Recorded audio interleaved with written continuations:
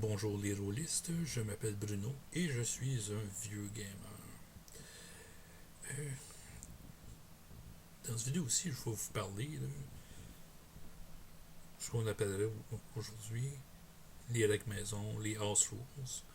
Mais dans le temps, on ne connaissait même pas le terme.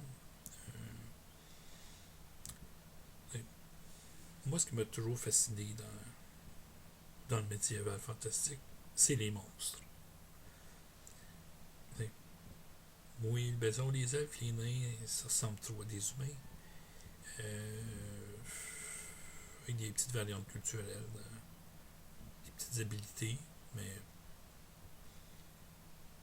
les monstres, par contre, ils étaient vraiment différents. Puis souvent, ils étaient plus proches des vraies légendes de griffons, dragons, et ainsi de suite. Quasiment toutes les cultures les ont, ce qui est quand même exceptionnel. Euh, fait que c'est ça qui m'intéressait. Ben, je me suis toujours intéressé aux animaux, puis aussi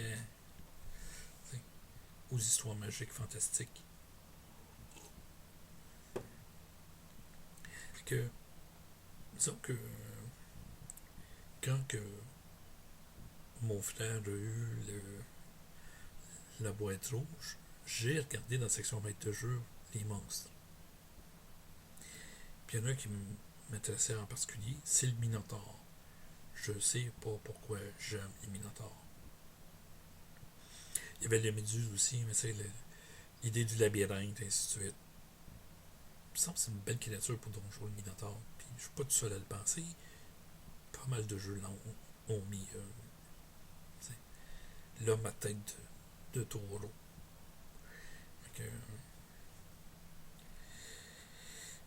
mais ça, ils peuvent se servir d'armes, et ainsi de suite.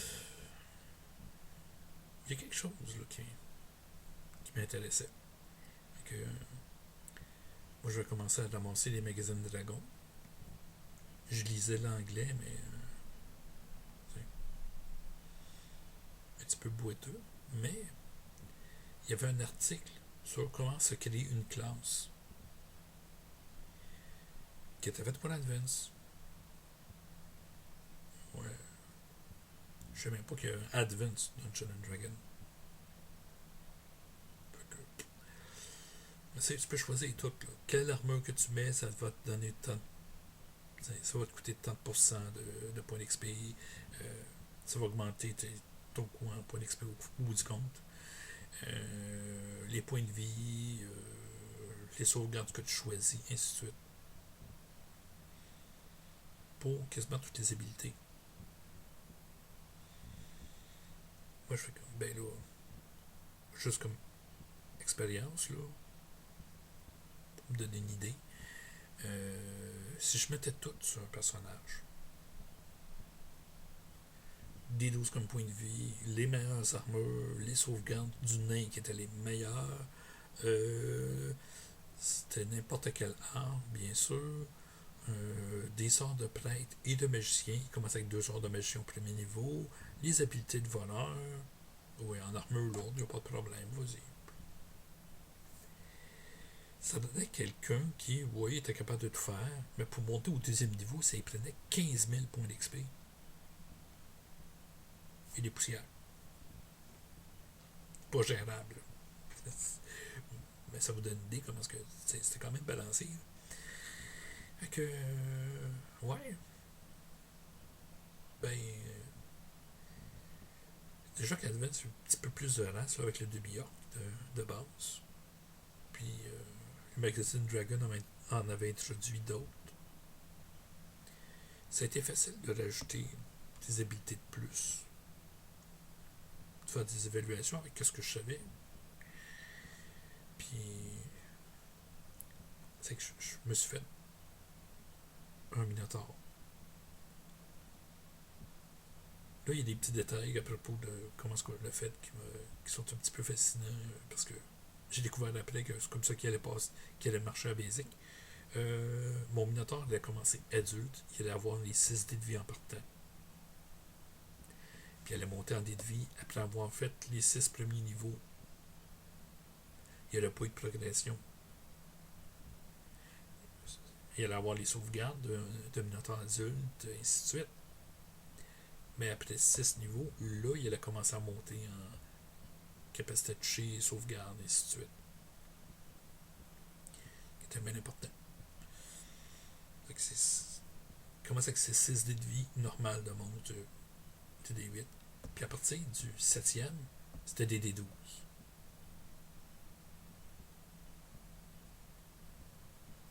Parce que j'y ai payé à partir du 7e. C'est facile, c'est un multiplicateur sur la valeur d'XP que tu avais. Puis il y avait vraiment les valeurs d'XP à chaque niveau. C'est que je pouvais décider qu'au 12e, il allait lancer des sorts.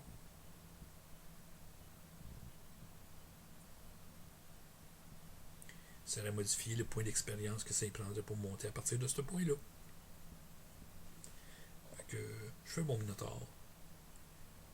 Drogue.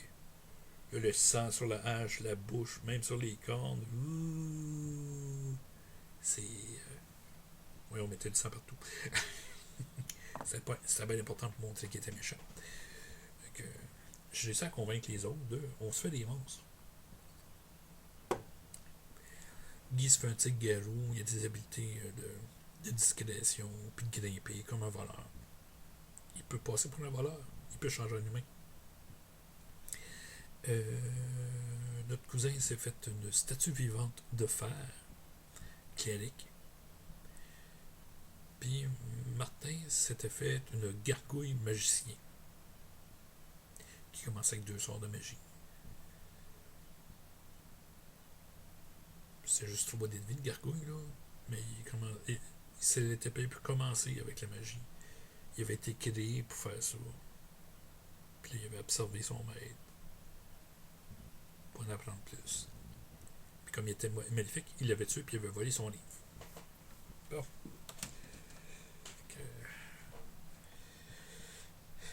Ce groupe de joyeux lurons, dangereux, c'est sûr, ont commencé prisonniers.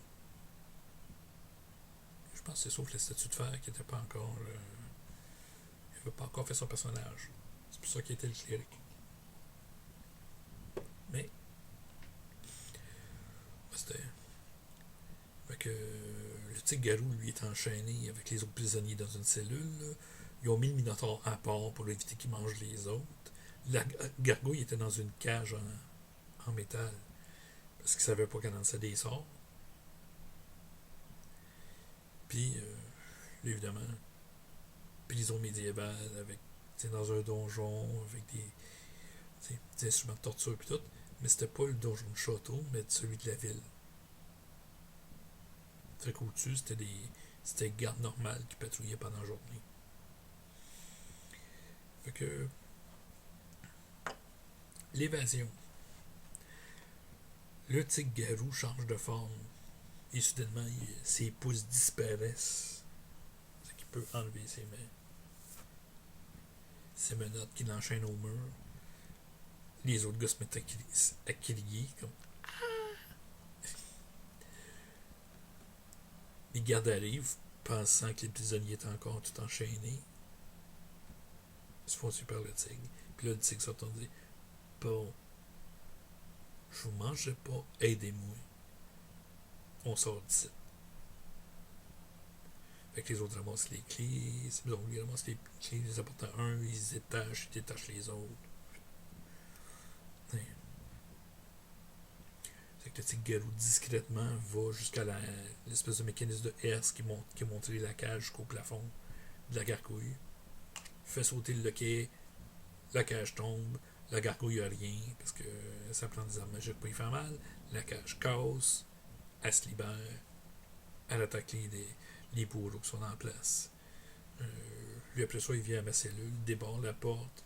Mais moi, pour montrer que je suis pas sans défense, que je suis pas un incompétent total,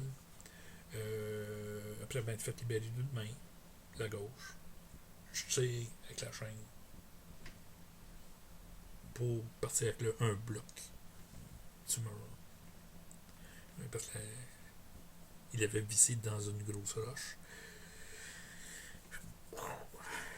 C'est que j'ai une chaîne avec un bloc de pierre au bout.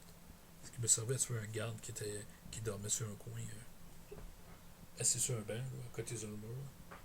Paf! On s'est réussi à se sauver. Puis c'est comme ça qu'a commencé leurs aventures. Cette campagne-là, on les jouait en parallèle. Ma première avec mon Hobbit et le Minotaur et sa gang de monstres. Je dis le Minotaur et sa gang de monstres parce que ce que j'ai découvert plus tard, c'est que oui, à Basic, la méthode était ton monstre commence adulte, puis quand il a dépassé un niveau CD de vie normal, là, il commence à gagner plus. Ils ont sorti, je pense que c'est 4 manuels avec des humanoïdes. Euh, le premier, c'est les lycanthropes. Le deuxième, c'est Tales of the Weefolk, c'est les. Le premier, c'est Night Hauler, c'est les hurleurs de la nuit. Le deuxième, c'est Tales of the Weefolk, c'est les contes les petits créatures. C'est les fées. Puis les créatures plus magiques. Ça incluait le centaure, mais le troisième, c'était les orques de Thor, qui étaient les races humanoïdes classiques, de kobold jusqu'à troll. Ils ont sorti Top Ballista, puis il y avait un supplément pour les géants qui était possible aussi. Là. Top Ballista, c'est vraiment spécial.